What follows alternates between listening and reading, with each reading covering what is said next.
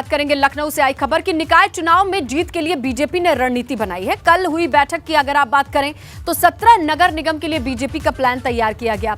मेरठ, अलीगढ़, शाहजहांपुर की सीट पर खास तौर पर रणनीति बनी है, ये जानकारी मिल रही है। पिछली बार मेरठ, अलीगढ़ पर बीजेपी को शिकस्त मिली थी, यानी फोकस में यही सीटें हैं। वही नगर निकाय चुनाव में जगहों पर फोकस वहां है जहां शिकस्त मिली थी। और शाहजहांपुर पहली बार महापौर का चुनाव होगा यहां। तो इस तरीके से निकाय स्तर पर 14 और 15 अक्टूबर को फिर से बैठक की खबर मिली है। 16-17 अक्टूबर को वार्ड शक्ति केंद्र स्तर पर बैठक आयोजित की जाएगी। समझ रहे हैं आप कि लेयर बाय लेयर बैठकों का दौर चलेगा और हर किसी की जिम्मेदारी, जवाबदेही तय की जाती है। यही स्टाइल है बीजेपी का चुनाव लड़ने का, चाहे लोकसभा, विधानसभा या फिर नगर निगम का ही चुनाव क्यों ना हो। बड़े स्तर पर तैयारी होती है और बड़े सिस्टमैटिक तरीके से क्षेत्रों को बांटा जाता है। उनके प्रभारी, सह प्रभारी नियुक्त किए जाते हैं और उनकी जिम्मेदारी बड़े लोकल लेवल तक की होती है और वो जिम्मेदारी देकर के उन्हें बार बार रिपोर्ट किया जाता है, फीडबैक मांगा जाता है, उनसे पूछा जाता है कि कितना रिसर्च हुआ है और अभी क्या कंडीशन है ग्राउंड पर, क्या कुछ और किया जाना है। सीधा रुख करते हैं हमारे सहयोगी अनुभव का और अनुभव से समझते हैं कि कल की मीटिंग, कल की बैठक से जो चीजें निकल करके आई सामने, अनुभव वो भी समझेंगे और आने वाले वक्त की क्या रणनीति समझ में आ रही है।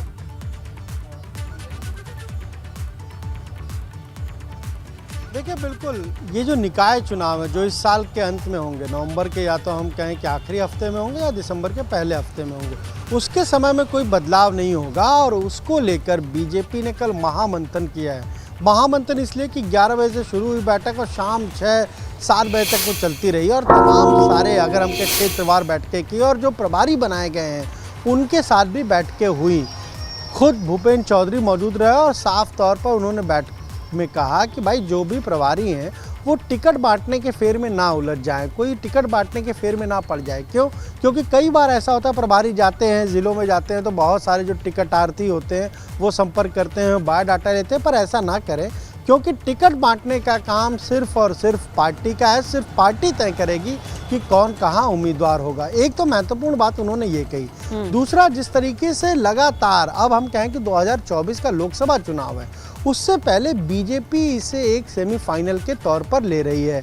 खुद भूपेंद्र चौधरी भी ये मान रहे हैं कि कहीं ना कहीं ये उनके लिए बहुत महत्वपूर्ण है। प्रदेश अध्यक्ष बने हैं और सबसे पहले अगर कुछ है तो वो नगर निकाय के चुनाव। हम पहले से ही कह रहे हैं कि देखिए, उत्तर प्रदेश में जब नए प्रदेश अध्यक्ष बने, लक्ष्मी कांत वाजपेयी की बात कर लें, जब वो प्रदेश अध्यक्ष बने तब जब नगर निगम के चुनाव हुए 14 सीटें होती थी, 12 जीती बीजेपी।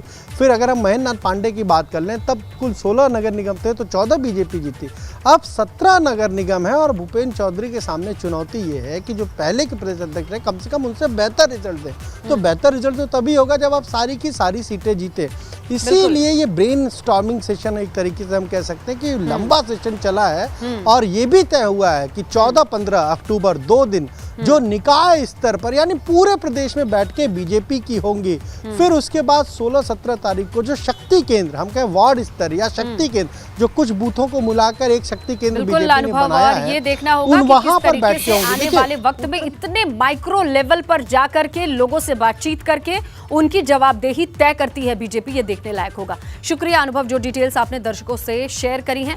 आगे बढ़ेंगे हम और अगली खबर का भी जिक्र करेंगे, जहां यूपी में अगर हम बात कर लें तो इस वक्त सियासी सरगर्मी निकाय चुनाव को लेकर के है।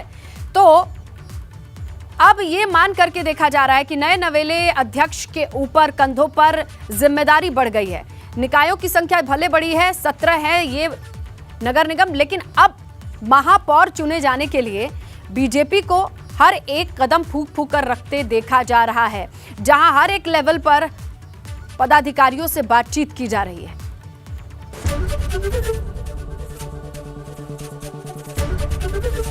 एबीपी गंगा, खबर आपकी, जुबान आपकी।